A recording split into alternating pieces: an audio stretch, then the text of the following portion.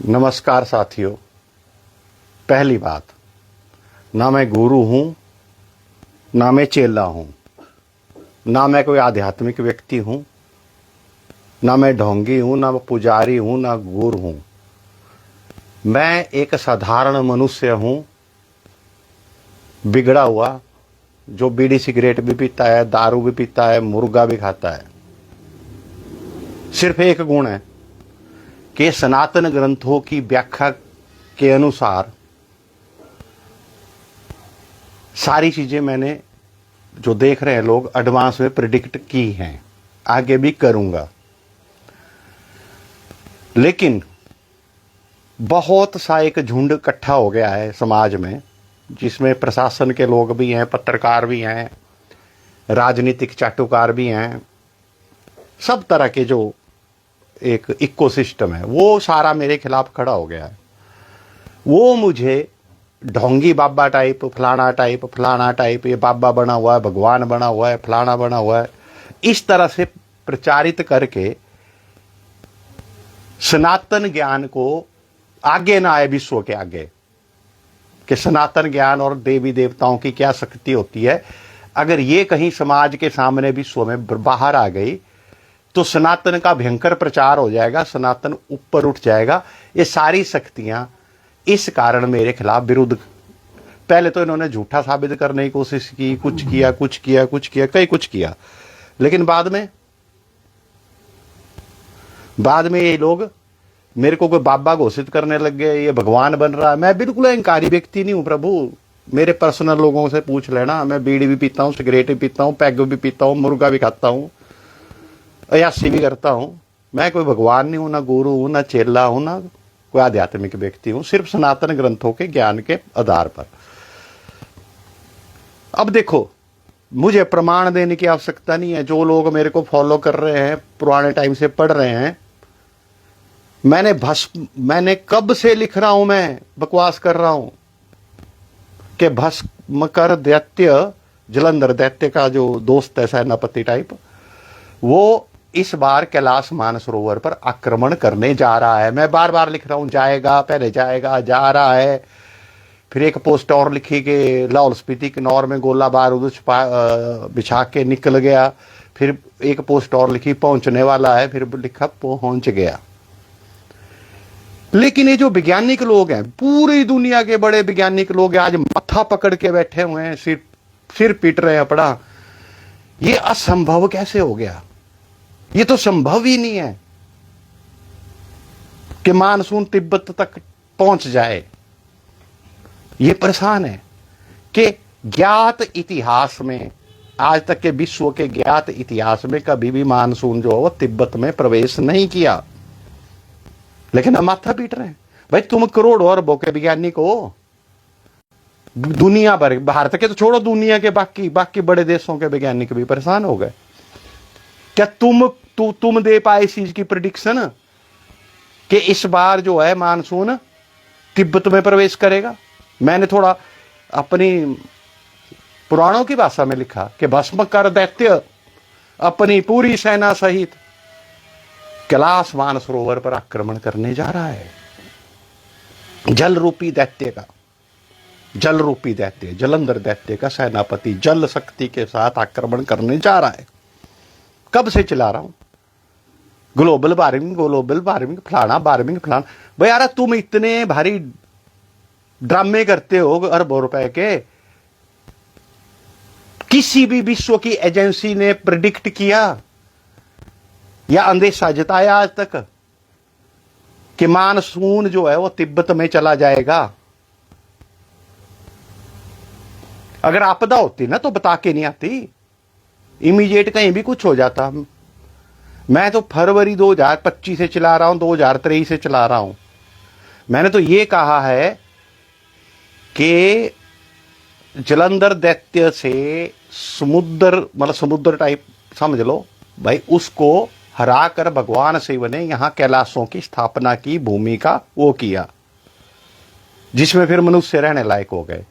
और मैंने कहा कई बार बोल चुका हूं कि जिस जलंधर दैत्य का पूरा कंट्रोल जो है, आज नहीं बोल रहा हूं, पूरा कंट्रोल जो है वो मेरे ख्याल एक अपने मित्र हैं कुल्लू से जितेंद्र राजपूत जी, उन्होंने एक वीडियो किया था लाइव कुछ टाइम पहले। वो कुछ बोल रहे थे कि भाई वो उन जितना वो समझ रहे थे उस हिसाब से बोल रहे थे कि विश्व की कुछ बड़ी शक्तियां इस चीज को कंट्रोल करना चाहती है, इसके पीछे षड्यंत्र है, इसके पीछे नेताओं को खरीदा गया है, फलाना किया गया, कई तरह के षड्यंत्र बुने गए हैं ताकि इस जगह पे उनका कब्जा हो जाए। ठीक है, तो मैंने जब पुराणों से पूरी थ्योरी निकाली, सब कुछ निकाला, तो ये तो जलंधर दैत्य की सिर पर बैठे हुए महादेव, अगर ये रुष्ट होके वहां से पलायन कर गए तो ये जलंधर दैत्य पुनर्जीवित होकर इस पूरे उत्तरी पश्चिमी हिमालय क्षेत्र पर जल शक्ति से ऐसा वार करेगा कि तबाही आ जाएगी। और लोगों ने वही किया, बोलते रहे, इतने आंदोलन किए, भाई रोपवे मत लगाओ मत लगाओ मत लगाओ, लेकिन पेड़ काट दिए वहां जाके। 2023 में पहले वो खनन किया था, वहां कुछ ड्रिल किया था, तब आपदा आई, मैंने बोला, तब थोड़ी आई, फिर इस बार इन्होंने पूरे पेड़ काटना शुरू कर दिए ऊपर को रोपवे के लिए। मैंने उसी दिन से तो बोल रहा हूं भाई तबाही आ जाएगी। मैं हिमाचल अकेला इसलिए बोलता हूं कि ऐसा नहीं कि बाहर के स्टेट वाले भी कोई फिर मेरे पर FIR कर दे, फिर कहां भुगतता फिरूंगा मैं।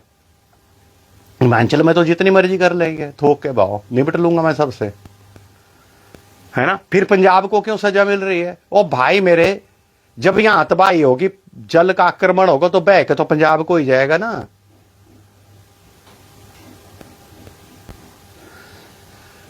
तो ये जो मेरे पीछे पड़ गया पूरा इकोसिस्टम, पत्रकारों के रूप में पड़ गया, पर्यावरणवादी पड़ गए, पूरा लेफ्ट इकोसिस्टम। अच्छा, अब इन देखो, पहले तो इन्होंने पुलिस FIR करके जरकाया, फिर मेरा मोबाइल सिम सहित जब्त करके, और पुलिस डिपार्टमेंट को देखो भाई, चलो फोन तो तुम्हारी जुनगा लैब में अनंत काल तक जांच में लगा रहेगा, उनकी तो जांच ही खत्म नहीं होगी। लेकिन मैंने कहा मेरे को एक चिट्ठी दे दो कि मैं डुप्लीकेट सिम निकाल सकूं, ताकि मेरे आधार रजिस्टर्ड नंबर चल सके और मेरे पेंशन, KYC, गैस सिलेंडर, हर एक चीज आजकल आधार रजिस्टर्ड OTP से चलती है। मेरे सारे संवैधानिक मानवाधिकार छीन लिए। मैं तब भी नहीं रुका, जब नहीं रुका तो मेरे से स्थानीय मीडिया का ब्लैकआउट करा दिया मेरा, कि इसको कहीं भी एक लाइन नहीं चढ़नी चाहिए इसकी। जब मैंने उनके खिलाफ भी लड़ा,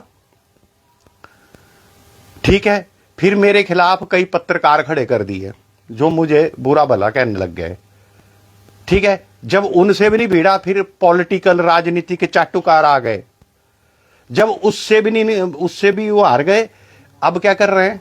अब एक नैरेटिव स्थापित कर रहे हैं कि गोपाल कपूर अपने आप को भगवान बना पड़ा है, बड़ा गुरु घंटाल बना पड़ा है, बड़ा भारी आध्यात्मिक व्यक्ति पड़ा है, ये विश्व तो जैसे इसी की आज आज्ञा से चलेगा, फलाना ढमकाना, भाई ये भगवान डिक्लेयर कर। ओ भाई, मैं नहीं हूं भगवान, ना मैं गुरु हूं, ना चेला हूं, ना संत हूं, ना सन्यासी हूं।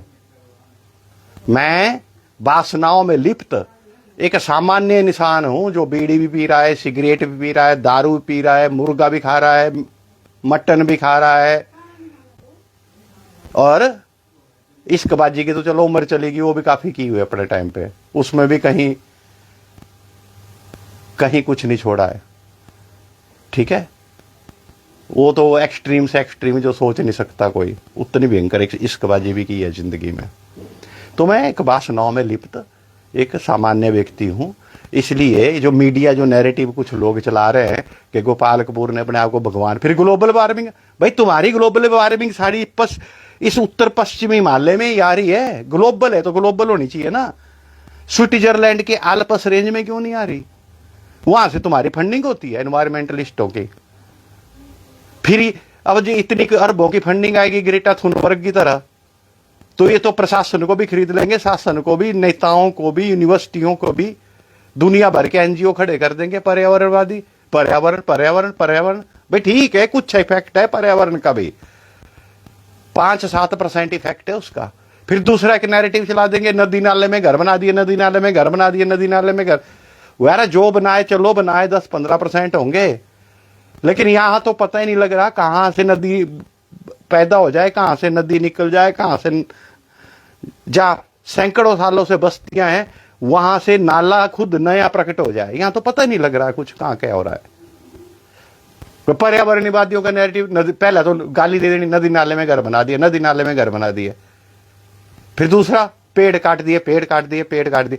वो बेवकूफो, जितने ज्यादा बादल फटे या जितने ज्यादा डैमेजेस हुए वो उन्हीं एरिया में हुए जहां सबसे ज्यादा पेड़ थे।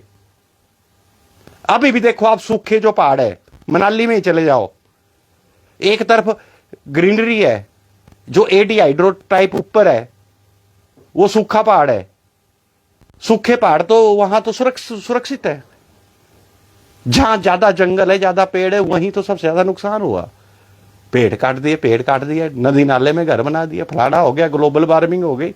ये एक, याद है मुनीश सूद जी के साथ मेरे आंदोलन के टाइम एक इंटरव्यू थी, उसमें मैंने कहा था कि विश्व शक्तियां एक षड्यंत्र रच रही है कि इस हिमालय, उत्तरी पश्चिम हिमालय क्षेत्र को भारत से काट कर इस पर कब्जा करने की, ताकि, क्योंकि आने वाला विश्व युद्ध जल के लिए होगा और ये एरिया जल के भंडार हैं, इसलिए बाहरी लोगों को लाके फंडिंग करके ज्यादा किराए देके यहां बसाया जा रहा है धीरे धीरे, ताकि इस क्षेत्र की डेमोग्राफी, संस्कृति चेंज की जा सके और इधर विद्रोह पैदा करके विश्व शक्तियां इन इलाकों पर अपना कब्जा कर सके।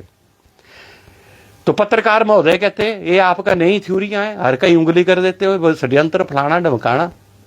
ये इसी षड्यंत्र का एक हिस्सा है। इन्होंने एक पर्यावरणवादियों का एक टोला खड़ा कर दिया इकोसिस्टम, कि कोई भी यहां देवास्था की बात करेगा, सनातन की बात करेगा, उसकी बैंड बजा दो। होगा क्या इससे? हमारे हर एक धर्मस्थलों पे गौ मांस पहुंचाया गया है किसी न किसी रूप में, चोरी छिपे। इससे हमारी देव शक्तियां निस्तेज हो चुकी हैं, जो हमें सुरक्षा प्रदान नहीं कर पा रही, जो स्थानीय लेवल पे है। और दूसरी, बिजली महादेव का षड्यंत्र रचकर इन लोगों ने जलंधर दैत्य की जो ब्रेन पर बैठे हैं, उसके सिर पर बैठे हैं, ताकि वो एक्टिव ना हो सके, वहां से उठाने की कोशिश की जा रही है, ताकि ये पूरा इलाका पहले अनस्टेबल हो जाए, लोकल पॉपुलेशन पागल हो जाए या माइग्रेट कर दे, फिर ये अपनी माइग्रेशन भर के इस इलाके को, इन जल भंडारों को नियंत्रित करना चाहते हैं। और ये इकोसिस्टम इन्हीं की फंडिंग से काम कर रहा है बैकग्राउंड में। भाई ग्लोबल वार्मिंग होती तो आलपस में भी तो होनी थी, जहां पिकनिक बनाने जाते हैं एनवायरमेंटलिस्ट, जहां से इनकी फंडिंग आती है स्विट्जरलैंड में। भाई ग्लोबल वार्मिंग जो होगी वो बस यही होनी, उत्तरी पश्चिमी हिमालय में होनी है। हर कहीं से पहाड़ पिघल रहे हैं, हर कहीं से पहाड़ फट रहे हैं, जमीनें उबल रही हैं, कुछ हो रहा, ऐसी ऐसी अजीबोगरीब घटनाएं हो रही हैं जो किसी ने देखी ना सुनी। और मेरा नाम गोपाल कपूर है, मैं बड़ा जिद्दी आदमी हूं, मर जाऊंगा लेकिन इनका सत्यानाश कर दूंगा। और अब टारगेटेड अटैक हो रहे हैं, टारगेटेड इनके अड्डों पे अटैक होंगे, वो हर एक इमारतें ध्वस्त होंगी जहां इन पे इन लोगों के अड्डे हैं। आज सुन लीजिए, आज तारीख नोट कर लीजिए, टाइम नोट कर लीजिए, डेट मैंने डाल दिया 7 सितंबर है आज डेट, वीडियो पे ही डाल दी ताकि कल को कोई ये न बोले, बोल के बोल रहा हूं 7 सितंबर 2025 को बोल रहा हूं, ठीक है जी। तो देखिए, इसलिए अच्छा, सबसे ज्यादा दर्द कहां हो रहा है इनको? सबसे ज्यादा दर्द हो रहा है इनको सुअर मांस टोटके से, सबसे ज्यादा दर्द इनके पिछवाड़े में उसका हो रहा है। इसलिए मेरी लोगों से प्रार्थना है। अच्छा, दूसरी एक प्रार्थना और करता हूं, बहुत से लोगों के मैसेज आए थे मेरे को, अब इतने बार मैसेज में खो गए हैं, कहां है कि उन्होंने वो टोटका किया और उनकी जमीन स्टेबल हो गई, मकान स्टेबल हो गया। वो दोबारा मुझे मैसेज में लिख दे ताकि मैं उनका नाम पता मिटा के, चाहे व्हाट्सएप, जिनके पास बड़ नंबर है व्हाट्सएप, नहीं तो मैसेंजर पे, ताकि मैं वो नाम पता मिटा के कम से कम स्क्रीनशॉट, मतलब नाम पता नहीं एक्सप्लेन, ताकि उसका एक पोस्ट बना सकूं। ठीक है, अब क्यों होता है, कैसे होता है इस टोटके से, तो अलग बात है, वो मैं पहले बता चुका हूं। असली दर्द तो वहां हो रहा है। और दूसरी बात, जिन्होंने टोटका किया है या करेंगे, अब भी आपदाओं का समय है, ऐसा मत सोचना सिर्फ बरसात से ही आपदा आएगी। लैंडस्लाइड, लाइटनिंग और कई, फिर उसके बाद बर्फबारी, कई चीजें होंगी। तो ये टोटका जो है अपनी जमीन मकान बचाने के लिए हर दूसरे तीसरे महीने एक बार कर ले। 20-25 रुपए का खर्चा है, 50 रुपए का खर्चा है, ये करते रहे जब तक ये देव दानव युद्ध का जो काल चला हुआ है ये समाप्त नहीं होता। अब इनको समस्या ये होगी, ये भी पुराणों के आधार पे इतनी एग्जैक्ट प्रेडिक्शन कैसे कर रहा है। अब कल भी देख रहा था मैं, कोई बंदा लिख रहा था, भाई यार किसका विश्वास करें, गोपालपुर का विश्वास करें कि मौसम विभाग का। तो देख लो मौसम विभाग की आज 3 रिपोर्टें हैं, 3 रिपोर्टें हैं। एक में येलो अलर्ट है, एक में कोई अलर्ट नहीं है, और एक कोई और है। ये तो बदल रहे हैं रिपोर्टें, लेकिन मैंने तो नहीं बदली रिपोर्ट आज तक। और एडवांस में बता रहा हूं, तिब्बत का मैंने कब से बता दिया है। आज विश्व के वैज्ञानिक परेशान है, होते रहे परेशान, हमें क्या है। इसलिए देवास्था में विश्वास कीजिए, सुअर मांस का टोटका कीजिए, सनातनी अपनी सुरक्षा सुनिश्चित कर ले।